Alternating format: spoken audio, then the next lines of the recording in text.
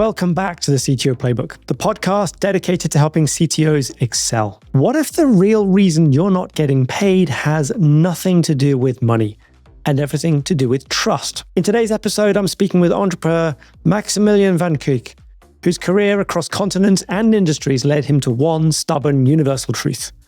Chasing payments is one of the most emotionally draining and most overlooked problems in business. We explore why consistency beats confrontation, how social accountability is reshaping trust, and what every CTO needs to understand about the future of getting paid. If you've ever waited too long for payment, you're going to love this conversation. I'm your host, Adam Horner, coach to CTOs from startups to enterprises and everything in between, helping you lead with clarity, confidence, and strategic impact. If you feel like you're figuring it out the hard way, you're not alone. That's exactly why I created the CTO Playbook, a podcast and platform built for tech leaders just like you. Explore coaching, cohorts, and how you can stay up to date at thectoplaybook.com, helping you build your own playbook for your path at your pace. Let's meet Maximiliaan and hear about his playbook.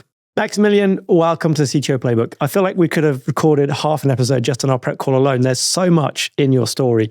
But for people listening who've not come across, who've not met you before, how would you describe what you do and the problem that you've recently become obsessed with? Yeah. So the problem that we're tackling is trust, fundamentally. And the area in which we're going about it is trust in payments, right? How do I know? At the end of the day, really, that's the main reason you want trust. You want trust so you know they're doing a good job, all these things, but really you want to make sure that this is someone that is going to pay you on time and you're going to get paid, or this is someone that's going to complete a job on time. It's going to do the right thing. And so what I use really focusing on is how do we make trust more accountable? How do we know who we're doing work with, who we should do work with? And how do we take away all the emotional pain that comes in with basically chasing payments? What in business terms would be called accounts receivable. Yeah, I've spent far too much time on this problem myself, but you've lived in multiple countries, you've worked across wildly different worlds. So what is it that sort of ties all that together for you and brings it back to this trust issue? I guess at every step of my career, I have come up against this issue, whether it was as a contractor, as a sole proprietor contractor that was doing work for people, as a developer, and then also as an entrepreneur, and running my own businesses, whether it be small agencies or actual startups. I've always come up against this issue of cash flow, which is making sure that you're getting paid on time and chasing that money. And when you're running small businesses or you're working for yourself, well, obviously when you're working for yourself, it falls back on you by default. But when you're running a small business, it falls up mostly to the CEO owner and the founders. Yeah, the buck quite literally stops with them. Yeah. Really, like at the end of the day, they're the ones looking at the payroll. They're the ones making sure everybody's getting paid, and they're looking at their runway and they're looking at their cash flow. And so when they have a client that maybe isn't paying, but there's a lot of accounts receivable there, it's a very delicate issue, right? It's not like something you can just, for a lot of startups, that's important. You know, they don't have 10,000 clients. They can't just cut one off.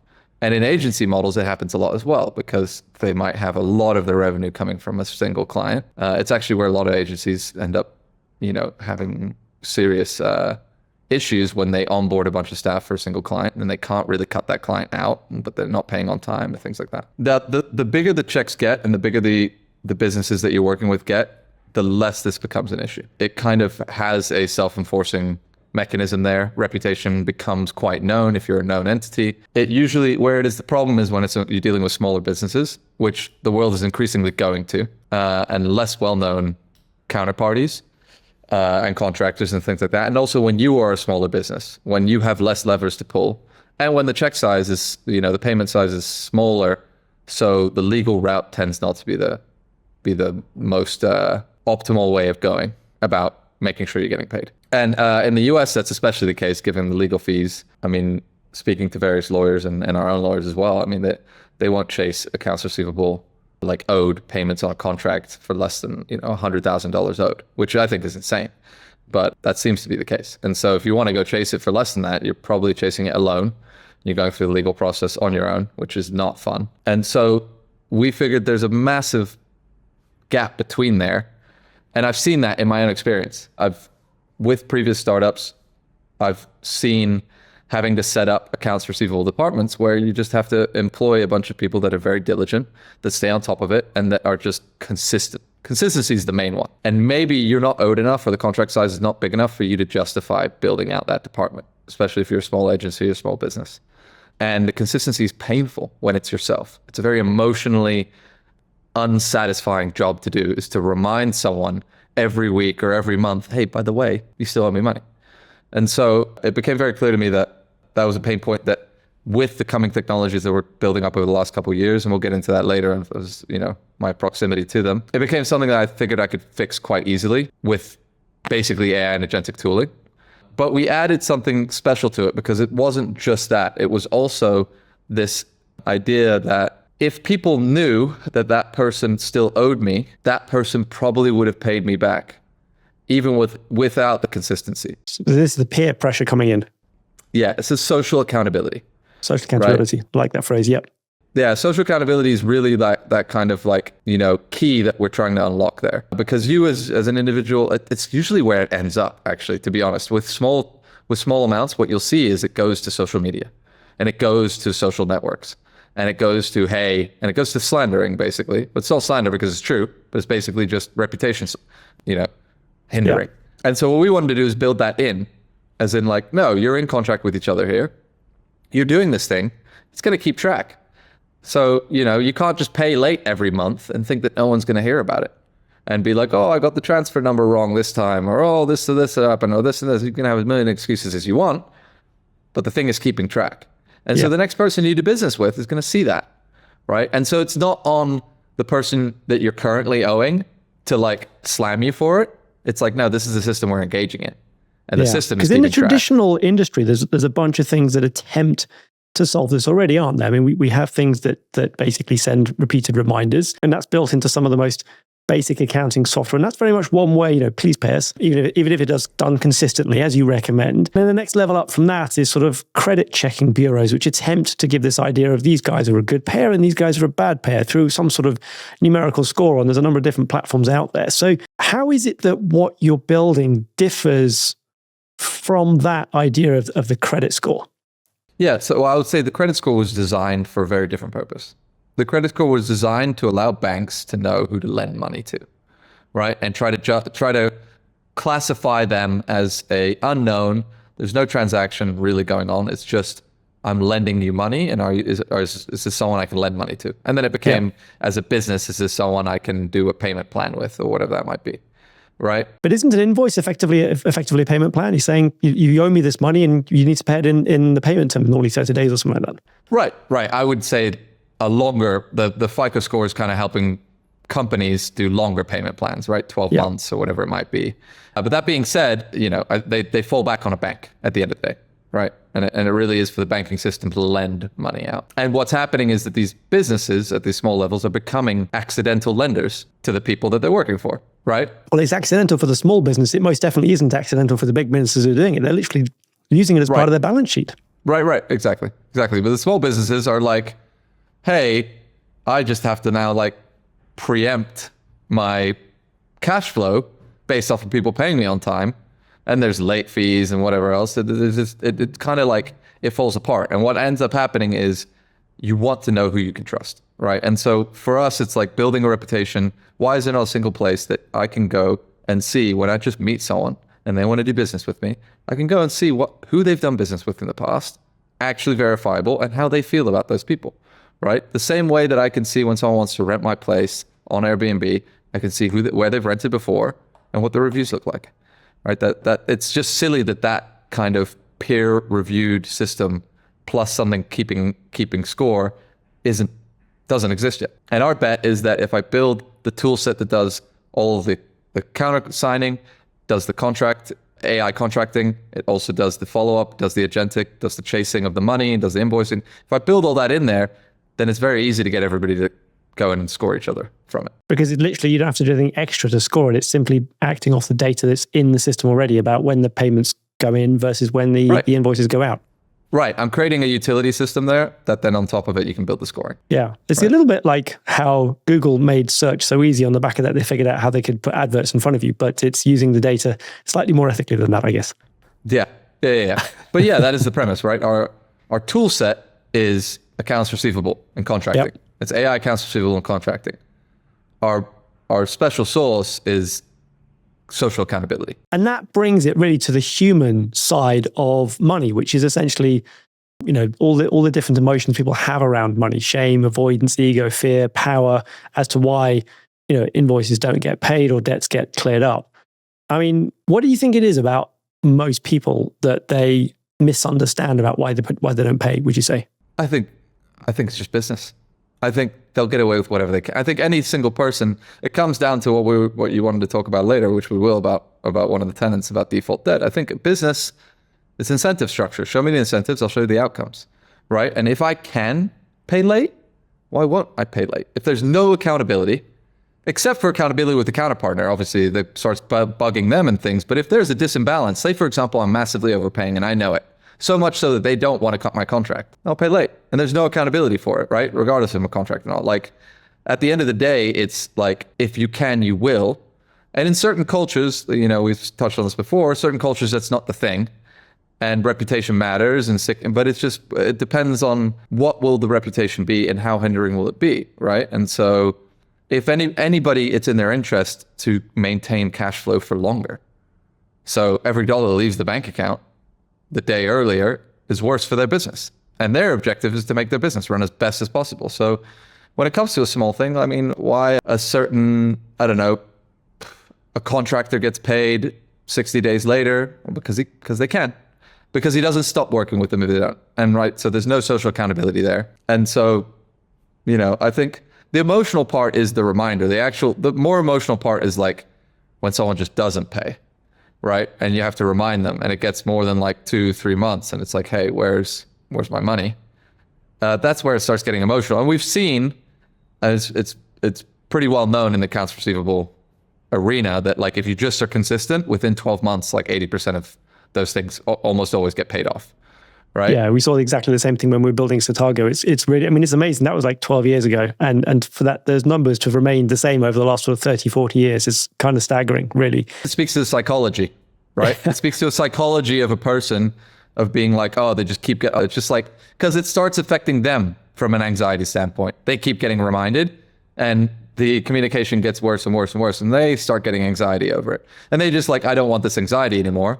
And they've kept that balance on their books long enough, and then they eventually can. Obviously, if they can't, then they can't. If they don't have the money, then that's a whole different situation. That's when it gets into a different arena. But I think it just speaks to the human psychology of like being reminded and anxiety, right? And then reputation adds to that, right? That's why social accountability works, because it creates a little bit of anxiety of like, I don't really want to be known this way. And this might have negative consequences in the future. Yeah, and I think that's the key thing is tying it up to a bigger negative consequence. I mean, we saw, because when I started Satago with Stephen, he was my co-founder, both of us had parents who were in the building trade, which is one of those industries that is notorious for late payments. In the UK, it's sort of, it's the bête noire. It's the one industry that is just, people will pay late. And it's just unfortunately accepted at this point. And it generally is exactly that kind of imbalance you mentioned, is that there's some very big players with very deep pockets and public listings. And then there's a whole load of much, much smaller local contractors who tend to do a lot of the work. And those are the contracts that get paid the worst. I mean, I remember there was one particular customer where we took on their portfolio of accounts receivable. And I think the average payment was about 180 days after invoice raised for terms of 30-day payments. And with just the reminders, we cut that from 180 days down to, I think it was 60 days. They got down to the average steady state after that. And I remember we spoke to, I think it was either the founder or the head of finance there, I can't remember which one. And they basically said, it's like getting an interest-free loan. It just changes the business, like the viability of the business completely. And that's just from consistently sending out reminders. And as you say, building up that sort of guilt associated with it. And because they were working with some big players, but then there's a whole lot of sort of mid-sized companies they're working for as well, where it isn't, three people, relationship-wise removed from the CEO whose reputation is ultimately on the line. It was kind of somebody working directly with them, or indeed the owner of the company. Right. And in those situations, I mean, there's a lot of areas like that happen. There's also other industries that have the exact same pain point. I mean, you were close to contractors, the production space, massive. The entertainment space, all the time. DJs, models, people in production, conferences, things like this. This happens all the time. And it's kind of hard to chase up. And there's just a bunch of people. And I think also when it comes to a bigger company, when it comes to them getting paid by their vendors, just having a historical, internal, which vendors over the last 5 years are on the point, which ones do we have to chase? Like I've spoken, while doing discovery for IOU, I've spoken to various much larger corporations that aren't really our target, that are like, we would love this as an internal tooling. I have probably 1,000 vendors that I work with constantly over the last 10 years, and I have no idea which ones are better behaved than others. And I treat them all the same. Right. And so then unless if they can really selectively bad, choose how to behave them. Yeah. Right. Once it gets really bad, okay, then there's something. But the in-between, there's no real record keeping of it and scoring. So yeah, it happens all over the place. And I don't think it's malicious. I think it's just because you can. People do what they can, and their business is their priority, right? At the end of the day. Yeah, it is. But then there are these, as we mentioned before, the geographic differences, these cultural differences. What do you think has sort of led rise to those? I'm not sure. I mean, I could make some guesses, but I wouldn't be speaking out of like real research there. I think some of it is correlated to their legal structure being easier to execute at lower prices. Right. Right. I think so more standardized law, for example, would make taking somebody to a small claims court easier than if you had to take them, with a lawyer and representation, etc. Yeah, there's some of it's that. Yeah, that makes sense. Some of it, I think, is also just how comfortable the culture is with debt in general, right? Like, have they been growing? I mean, growing up in Europe is very different than the US. I had to get really comfortable with leaving credit card balance. Like now I'm comfortable. I have 6, 7 credit cards, and I've been told you do a little bit on each one and keep them all alive. If you don't use one, you get dinged because it's like become inactive, and like you get comfortable with it, and your brain starts calculating your balance against your debts, and you don't even want to pay it early because that the game, the scoring is actually like hurts you for paying it early for some crazy reason. I guess not crazy reason. They probably have a very good statistical reason of like people that pay off early are signs that they're paying because they have it and they're worried that they won't have it later or whatever the case might be.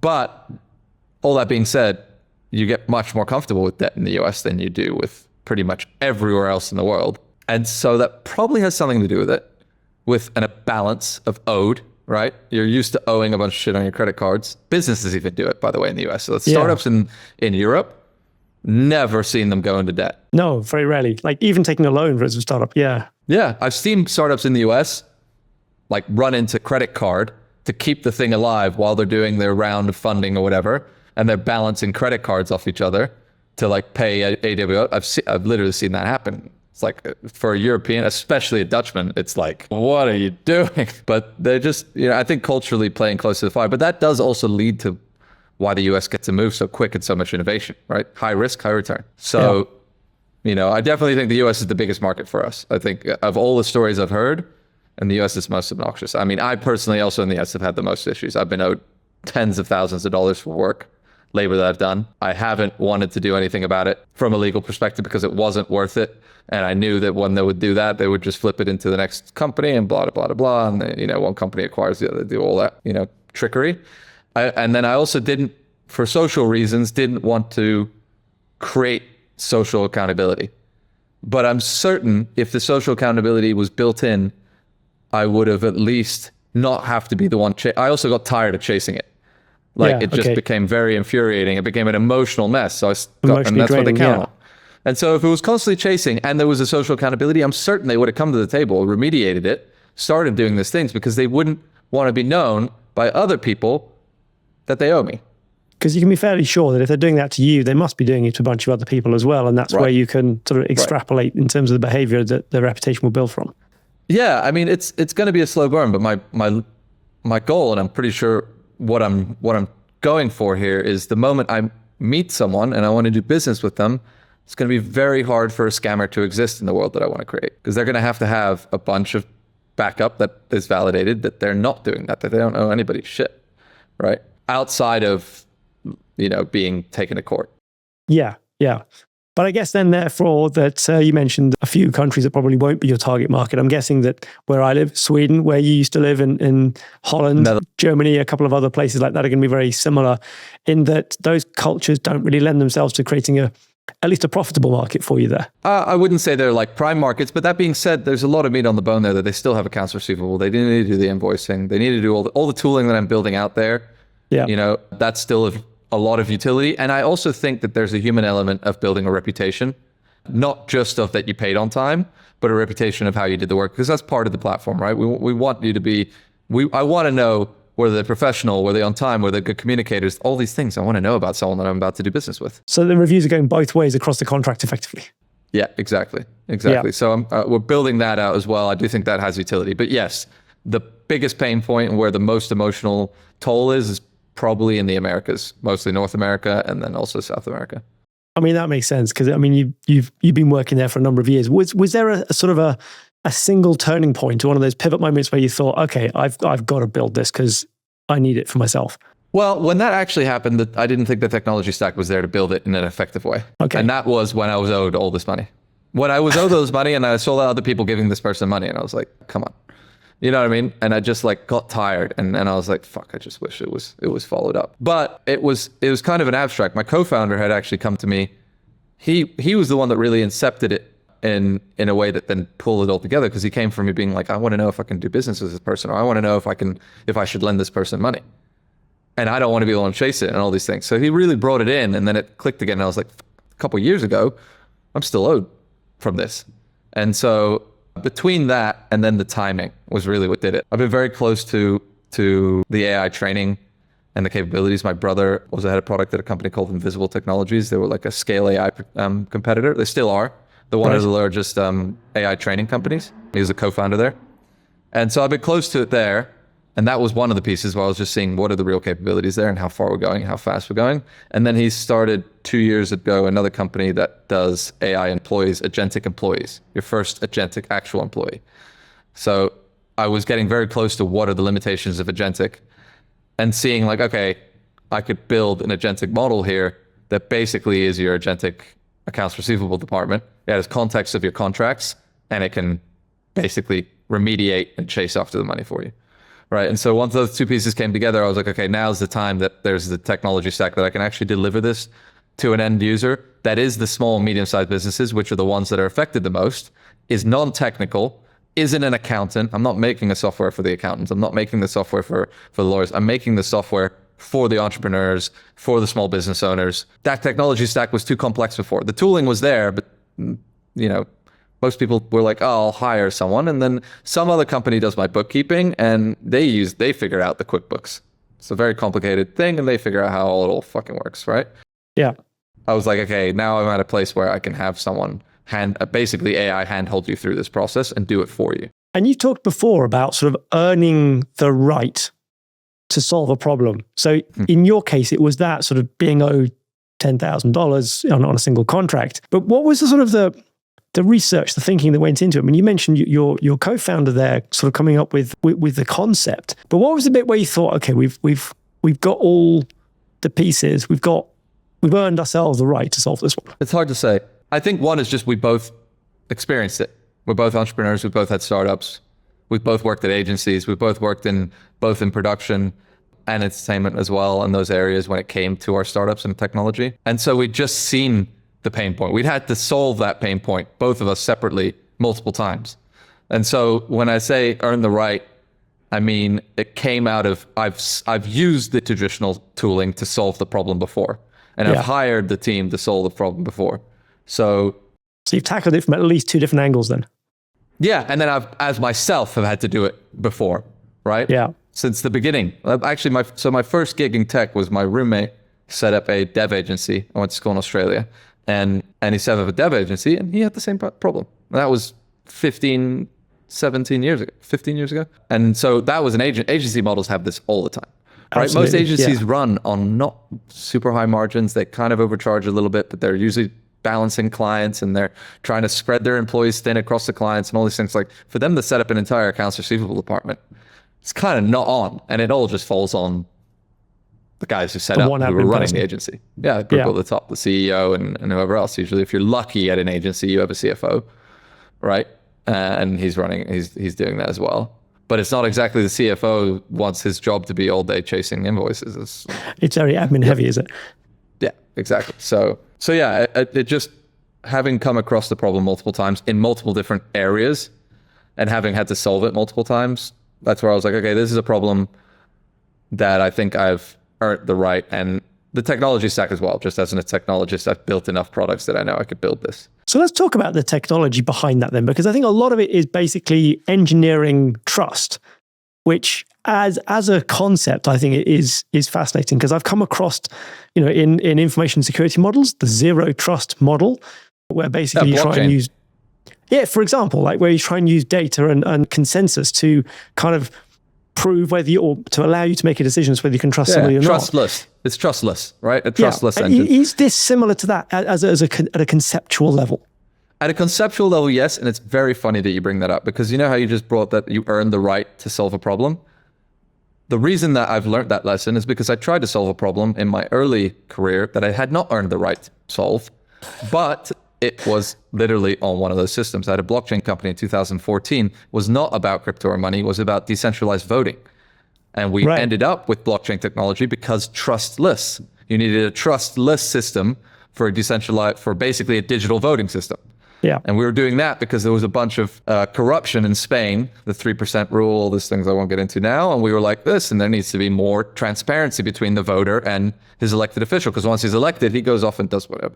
He uses public funds here and Euro funds there and EU money here, and there's no direct democracy. So it's funny you bring that up, because the first place that I tackled a problem I had not earned the right to tackle, neither from a technology perspective or from just a career or experience perspective, was that. And I ended up building blockchain technology, which is a lot of my career, because it was a trustless system, right? And so it's so funny that now I'm building a company that isn't about trustless. It's about who can you trust? Because humans, I think some of the fallacies in blockchain is it's wonderful for certain technologies and certain use cases, but humans it's still psychology. And, people want to do work with people they know. There's personalities involved. There's all these things involved. You don't just want another trustless number on the other side. Maybe, yes, if you're just like, smart contracts work in certain situations where you don't care who the counterparty is. You just want to know that if you send over this thing, that you'll get the thing back, and that's what the contract for. There doesn't need to be an intermediary. It's a great platform. Wherever blockchain has a utility like that, I'll use it. And I will in IOU use some of that technology as a technology stack. I'm not a blockchain company, but given my experience, I will use some of that as a technology stack. But I think I've grown into understanding the more human elements of business. And we want trust. We want reviews. We want someone to know. We want to trust the reviews, and if there isn't a centralized system doing it well yet, you should do it that way first. If it then becomes hyper successful and the market evolves, then I'll make a decentralized system for the reviews and all these things. Like, there's talk about that as well, as like leaving that on a decentralized server, leaving the contracts, leaving the payments decentralized. There's all sorts of things you can do. But first, trust us. And if you can't do that, then we're doing something wrong. And then don't trust anyone, right? But at the moment, there's no trust us element of it as well. Right. So that is the path forward then. It's through an element of trust in a platform, so that you can then gain trust in the people you can do business with on either side of the transaction, payable and receivable. Yeah. Yeah. I mean, it's very important that you trust that we are checking that these contracts are there. It's very important that you trust that we're not letting people review each other when they're bots, that there's KYC and MLL, that you can't game the platform. My early career was in gamification algorithms and building bot networks and things like that. So I know very well how they work. And it's important because that's 100% going to be a thing. That's why you can't trust, like one of the conversations that you would normally have when having this conversation about business would be like, why does a Yelp review not do it? And I'm like, because I can build a bot army that slams your Yelp tomorrow in 24 hours, and none of the reviews are going to mean anything. Right? Yeah, paid reviews on Amazon for books and products. We've seen this challenge. It's an adaptive adversary problem on either side of it. And so therefore it kind of waters down any trust you might have in that system and process. Yeah, I mean, it is whack-a-mole. I mean, Amazon's doing a good job now, right? Verified purchaser. But I mean, when it's a $5 thing and you're a product, it's not a big deal to, pay $10,000, have a bunch of verified purchasers do a bunch of reviews and flood your review system, right? The volume there is so small in the amount. Our argument is these contracts are large, right? And we're also weighting it based off contract size because we have the contract. The counterparty's there. You know, you're going to do the same contract with the same person for $5 every time. It's not going to count for shit, right? Yeah, especially since the suppliers of those kinds of things do tend to pop up and disappear on a fairly regular basis anyway. Right, exactly, that too. So, and then add in multiple marketplaces and it gets difficult. Yeah. Yeah, and the internet is just becoming less and less trustworthy. As these bots proliferate, it's just going to get very, very hard to know who you're doing business with, who you're talking with, and you're going to want to know, this person do business with all these other people that I've done business with? Who he's connected to? How is he connected? What are his ratings? And are they verifiable? Has he actually done business with them? He's actually transacted thousands of dollars with all these different people. And this is what they think about him. You know? So what is it in the tech stack and in the approach that wasn't here 5-10 years ago that is possible now that makes it such that this is the right time to solve the problem? Because I think it's one of those amazing things about successful startups is very often that they've not only got the product right, the market right, they got timing right. Everything. What is it that's right about timing now? Yeah. Timing is everything. That's the other lesson I learned from that previous startup. Being early is the same as being wrong, which I was very early. So I not only did not earn the right to solve that problem, I was also way too early. What do I think about this? I think it's twofold. One, I think the AI technology stack is just making the UX way more user-friendly for anybody that doesn't understand. At any point, you get help, right? At any point, it helps you through the contracting, through the countersigning, and through the follow-up. You just have, you know, something to actually help you through the process. I think that makes the UX completely different. The agentic UX is kind of eating the SaaS UX. Our platform is a bit of a hybrid of the both because we think not everybody's quite ready for that, especially small business owners have a lot of things thrown at them. They don't know what to talk, what to ask. They kind of need a bit of a visual thing, and humans are visual. So I think that's part of it. But I also think psychologically, the business owners of small businesses are my age now. They're in their 30s and they have experience with the technology. They came up with it, right? So there's a generational change. There's an element to this as well then.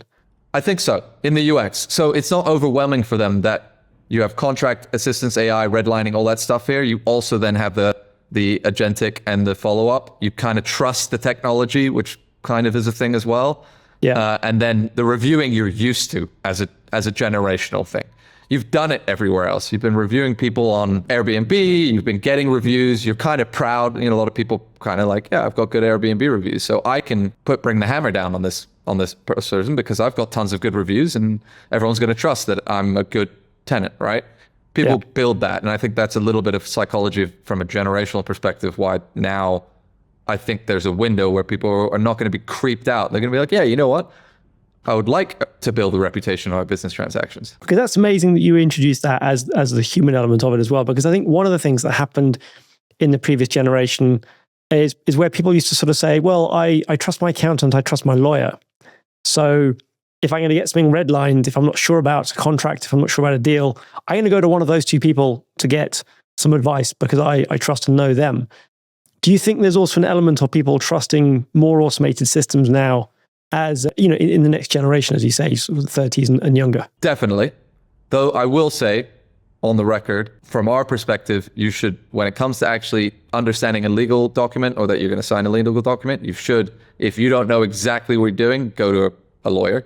Right? AI is not a lawyer and it's not practicing law. It's helping you understand things, but it's not there to actually practice law, and neither is ours. I think that will change in the future.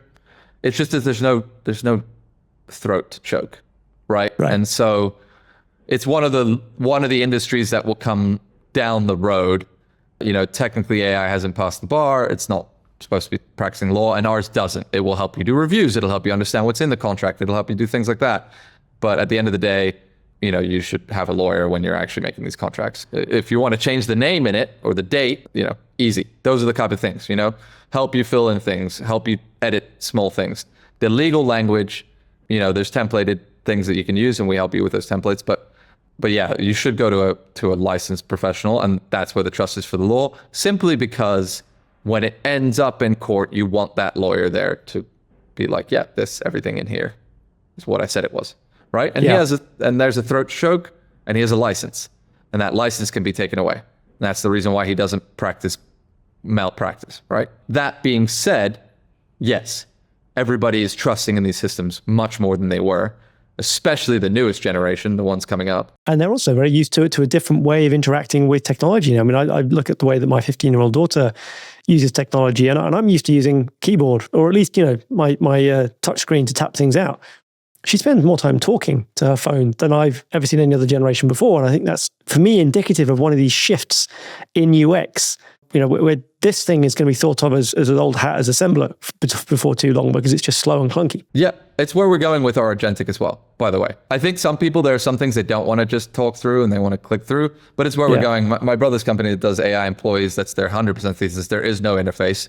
It literally calls you and you talk to it or you Slack it. And people are getting more used to it. I'm wondering though, from like just a professional curiosity, I think there might be some exhaustion to that a little bit, because it does take energy to talk much more than it does to type from a human perspective, right? It takes a bunch of human energy, and I think there may be some fatigue in some areas where you're just like, oh, I just don't want to talk to you. Just type it out. Read it to me, but I'm just going to say yes, no. Give me a button. So I don't have to vocalize, which takes effort. And if during the pandemic, but this flexibility a bit around the UX and around the interfaces, I think that is a whole huge step forward in terms of the general UX and the where it's going. Yeah, definitely. I think if you were during the pandemic, you also know that if you're on Zoom calls all day, your voice was wrecked by the end of every day. Being on the phone, so I think there's some sort of balance between it.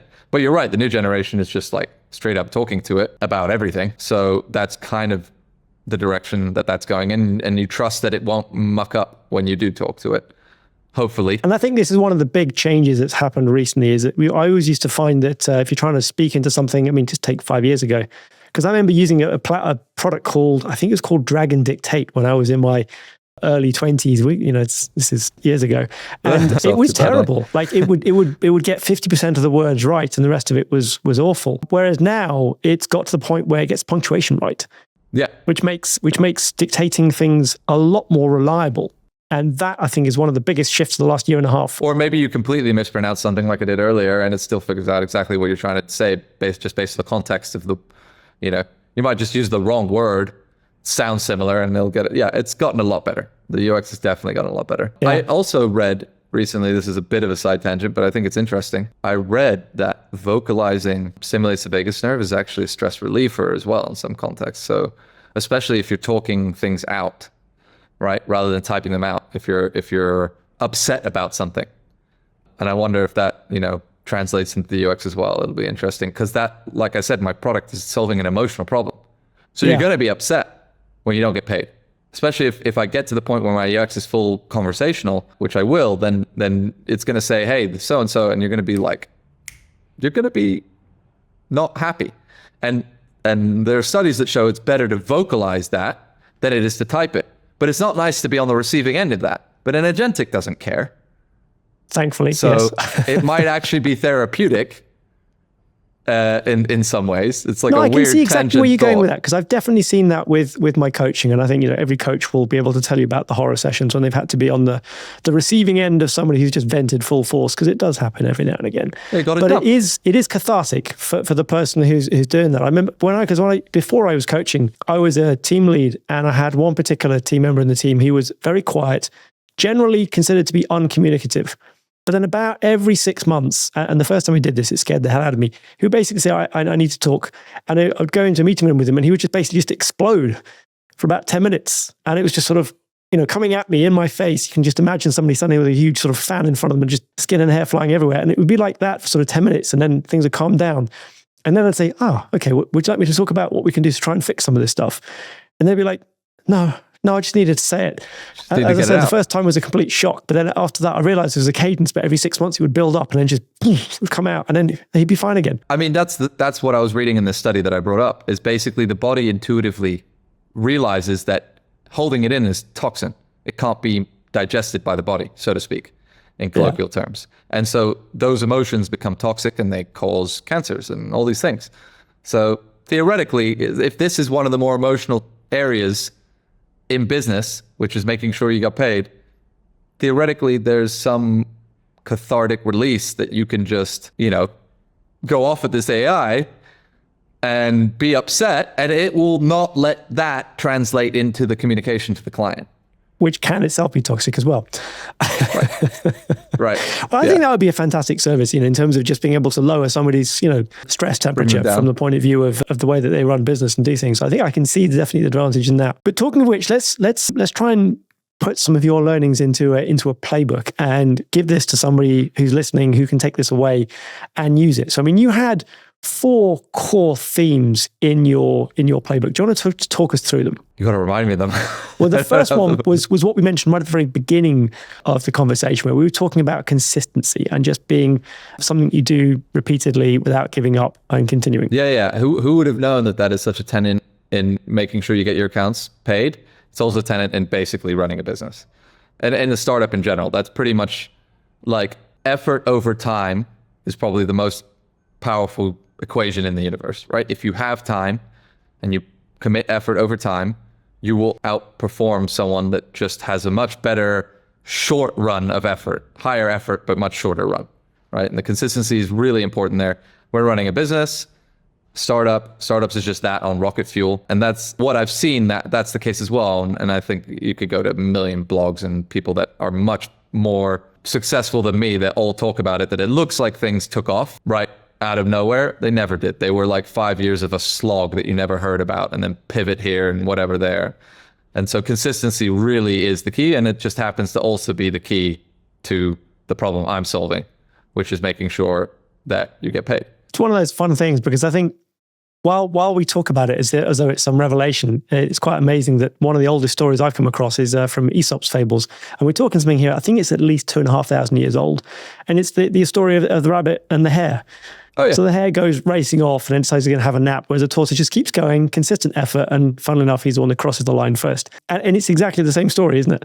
It pretty much is. Although most startup founders and funders would be like, well, it's not slow and steady, but steady. But there is always that thing, right? Slow is smooth, smooth is fast, right? There's a trade-off. You got to figure out where that is. And the one thing you can't sacrifice is consistency. Yeah. Basically. So step one, that's the part of the equation. When you're going too fast that you're sacrificing consistency, that's when you know you're pushing too fast. Right. So slow down and make sure you can be consistent. Otherwise, you're going to trip something up somewhere. Right. Although the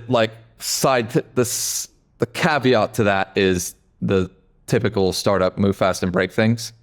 It still applies, but consistently break things.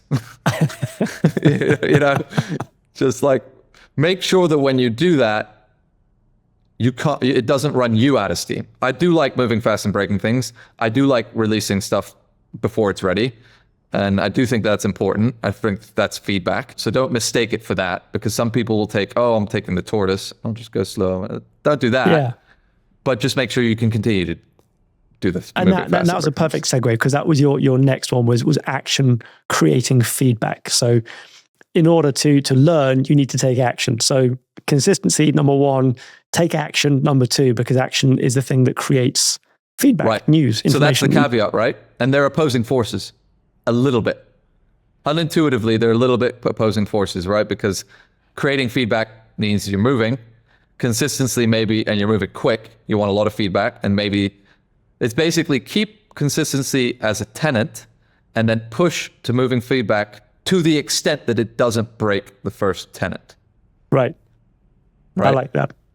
Yeah, that makes sense. As far as you can take it without removing consistency. Got it. And then in terms of the way that you do that, you then had a fairly major point, which is mentioned, I think, in Eric Ries's Lean Starter book, which is this idea of product market fit. And before that, you said, stay lean. Yeah. Well, consistency and over time, at the end of the day, if you don't stay, it's two pieces. Stay lean in energy as well as in budget, right? Okay. Because, there's kind of a little bit more of a nuance to it. Before, people were saying a startup dies when it runs out of runway. Now they're saying a startup dies actually when the founder runs out of energy, right? There's many startups that can actually run out of runway. And if the founder doesn't run out of energy, he could just keep going.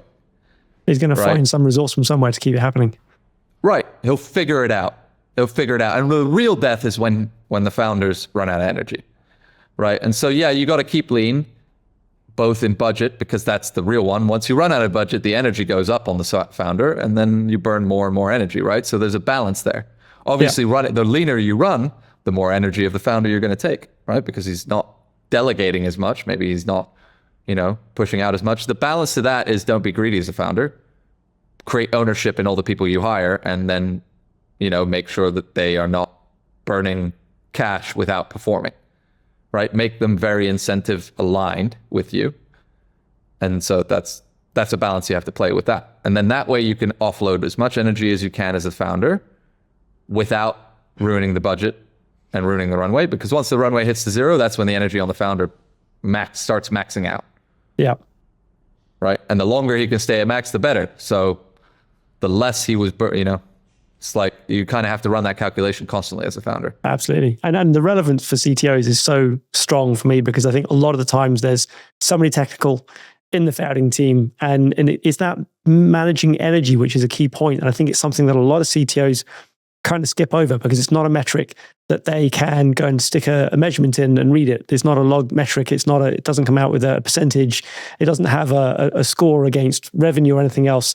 So their own energy is often quite a subjective thing, and therefore often just glossed over. I'm really glad you bring that forward as a key part. Oh, actually, yeah, very, very prominent. One of my friends had a great startup in the accounting space about a year and a half ago, raised $1.5 million, was burning very heavy, was not staying lean, but was not doing that was also burning their CTO, their founding CTO. And he burnt out. He burnt out in 9 months. He bailed off the project, and they kind of couldn't keep it together from there. They decided not to go on to the next round, and they shut the company down. And that's not a small thing. You burn through $1.5 million. Like, I know these days people are talking big numbers, but like, for the average startup, that's quite a burn rate. Yeah. Yeah. Like, you don't want to burn that for nothing. And they would have kept going, but one of the founders ran out of energy. He burnt out, literally. Now, that's probably a good segue into your fourth point, which was that as a startup, you're default dead, you said. Talk us through that one.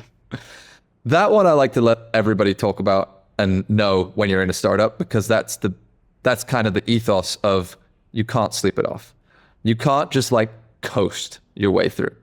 I don't think, like, as a startup, until you're at profitability, probably, which you could get to sooner or later, there's different arguments. Revenue is literally an antithesis to growth, I think, pretty much in all scenarios. But as a startup, you are default dead. You have to imagine that everything you're operating off of is an assumption, and you need as much feedback as possible, as much iteration as possible, and always take the imagination that you're not succeeding.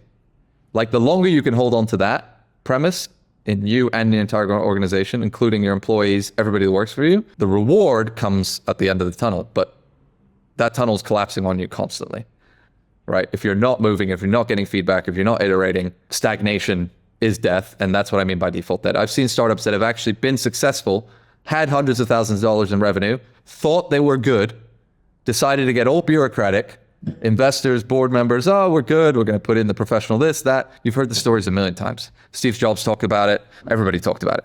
Oh, we're in the right place. The Airbnb, Brian Chesky talks about it. Oh, we'll get all these professionals. We're now a successful company. We can just like chill. Even at that stage, I think, even post-IPO, Airbnb did all of that. He had to come back in, rip it all apart, and build again, because they were like, oh, we're not dead. Startups it's like the highest level. It's the Olympics of competition in business. And if you don't think that you're default dead while you're building it, some point, someone's going to make you real dead. Because I'm really happy you explained it that way, because I was looking at that and initially I was thinking, I have a real problem with this one. But it does, what you just mentioned and the way you described it does actually kind of jive with my favorite definition of a startup, which is a temporary organization that's in search of a repeatable, scalable business model. And what you're basically saying is, until you've got that repeatable, scalable business model, you're dead. So I use the word that I like is temporary. You go with default dead. Not that far different when you explain it. Not that far different. But yeah, the first time I read it, I was. Although I would warn against until you do, because people think they have sooner than they have, and that's the trickery, right? Brian Chesky in Airbnb was famously saying that he was in the way of every single hire up until like 1,500 employees. And that his hiring team was just like pushing him off of it. because it was just a blocker to growth. And he was like, no, I need to be in on it. And then he stopped at some point, and then they IPO'd, and then they started performing really badly. And then he came back in and started doing it again. Because everybody around seems to think that we're off to the races, we're good, much sooner than you actually are. And so if you start with like, no, you're default dead, until you're really not, even post IPO, it can be a thing. Yeah. Right. It's just the warning that like, you're not as defensible as you think you are. You're not as steady as you think you are. You're not as safe as you think you are. And that's the journey that as a startup founder you're on. If you're not up for that journey, go work for someone else who is. Strong point to finish on. Yeah. Yeah, a little bit of fear. If you're going to give one tip to a CTO who's literally just come into the role, because one of the things I love to ask people as they have this sort of parting shot from their conversation here. If you had to give one tip to CTOs just come into the role, what would that tip be and why? Make sure you care about the problem. That's one that I've seen. I have a couple for you. That's one that I've seen common. I've seen a lot of CTOs join a startup as a founding CTO. They're then critical to the startup, but they weren't actually a founder. They were kind of brought in, and they don't care about the problem as much as they think they do. They're just like, oh, this is an interesting technology stack. I like the founders. I can ride this one up. They're going to need more energy, I think, than anybody. Probably save the CEO as a founding team. The CSO, the CMO, the CTO, and the CEO are the ones that need the most. It's a technology company. At the end of the day, we're looking for extreme scale. So make sure you really give a shit about what the problem you're going after. That would be my main one. And I guess, remind everybody that we're default dead. Always. Because that actually applies to how you build the technology too. It really does. CTOs generally, I've had a very hard time with CTOs, and people have as well. Actually, the friend that I mentioned earlier that had the company, he wrote a very unpopular opinion that CTO is dead, right? Because it's like the CTO is the engineering manager. The CTO who can put himself down to a VP of engineering, write, build, that's a different role, and they kind of get confused. Yeah. And the CTO is like managing 200 engineers. It's not a startup job. Startup job is, and he's doing it scalable. He's got the know-how to build a system that can hold 10 million people. That's not getting feedback. That's building a robust system. And I think for a lot of CTOs, they really have to recognize that, like, build fast. And it has to be production ready, but that's different from can scale to 10 million users, right? A lot of microservices and build out this whole thing. I've seen it a million times. Actually, CTOs at agencies routinely rinse non-technical founders that go and get a agency to build with this stuff. They build out this whole thing based on the founder's dream. It's all amazing. And it's got like 20 microservices and it's super scalable, but they never got any user feedback and they didn't get anywhere. So those are the two things. Build quick. Be passionate and build quick. Yep. And build quick. Don't get hung up on the scale until you have the feedback loop. Absolutely. Yeah. Scale is a killer, whether you scale too early or scale too late. Yeah. It's a fine line to walk. Yeah. Maximiliaan, thank you very much. How can people get hold of you if they want to continue the conversation with you? Hit me up on LinkedIn. Absolutely. That'd be the best place to get me. Maximiliaan van Kuyk. IOU Marker is the website. If you look up IOU Marker or me on LinkedIn, you should be able to find me. Excellent. We'll put links to both of those in the show notes. Yeah. And anybody that's looking to join the journey, we are mostly a technical team at this point. And I do kind of, even in my other departments, I look for technical people. That's something we didn't go over here, but the agentic technology is allowing me to build an agentic stack in every department. So my marketing department, my sales department, I'm looking for like highly technical people that are in those areas. So anybody that fits that. And if they feel passionate about having been owed money and wishing that there was a better way to trust everybody, and which I think applies to most developers who have at some point or another been a contractor and been paid late. So caring about the problem. Exactly. Maximiliaan, thank you very much. Yeah. Thank you, Adam. Thanks for having me. Thank you for listening to the whole episode. I appreciate your time. So just before you go, I'd like to ask you for a favor in return for putting together this episode of the CTO Playbook for you. Please share the episode with just one person who will appreciate it. Wherever you're listening, whether that is Apple Podcasts, Spotify, Amazon Music, or another platform, sharing the episode will help more CTOs find the podcast and enable me to create more great content. Remember that you can find more information on the CTOplaybook.com. Thank you for listening, and I'll see you on the next episode of the CTO Playbook.